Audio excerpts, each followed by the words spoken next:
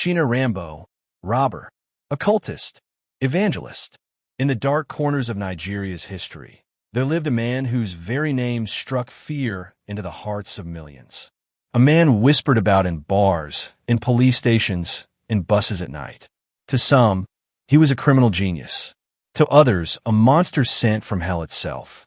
But behind the blood, the guns, and the fear was a story no one expected, a story of darkness, death, and finally, redemption.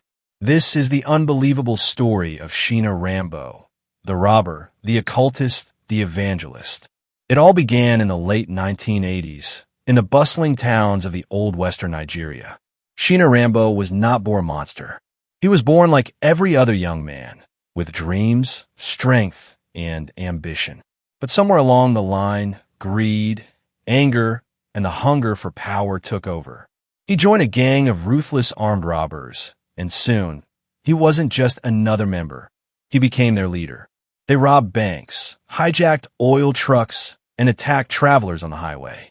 No one dared to mention his name out loud. Even the police feared him. When people heard Shina Rambo, they locked their doors. Because if he came for you, there was no escape. But what made him truly terrifying wasn't just his gun. It was the dark power he carried, the one no bullet could break. Rumors began to spread.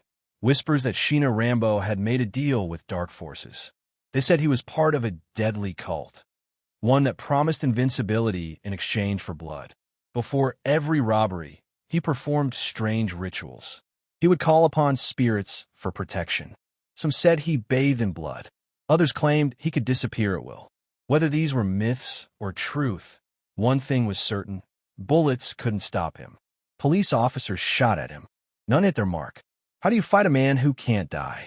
How do you stop someone who believes he's untouchable? But power has an expiration date. And soon, the same darkness that made him rise began to drag him down. By 1992, the Nigerian police had declared war on Shina Rambo and his men. The highways turned into battlefields. His men fell one after another. And one night, after a bloody confrontation, the unthinkable happened. Shina Rambo was caught. The man believed to be invincible was dragged into custody, beaten, and paraded before cameras. The newspapers screamed, "Shina Rambo captured." The people rejoiced. The nightmare was over. But what they didn't know was that his real story was just beginning. Behind the iron bars of his prison cell, the once mighty robber met something he never believed in: grace. He met a preacher, a man who gave him a Bible. At first, Shina laughed. "Do you think a man like me can change?" he asked. But every night, he found himself reading those same pages, words about forgiveness, mercy, and second chances. And slowly, something began to break inside him. The same heart that once planned robberies began to weep in prayer. Shina Rambo knelt down, not to his gods of blood, but to the God of grace. In that moment, the man the world feared died, and a new man was born. Years later, when he was released, he didn't return to crime. He returned to the streets, but this time to preach. He carried not a gun, but a Bible. And on his lips, one message: if God can forgive Shina Rambo, he can forgive anyone. Today, his story remains one of Nigeria's greatest tales of transformation.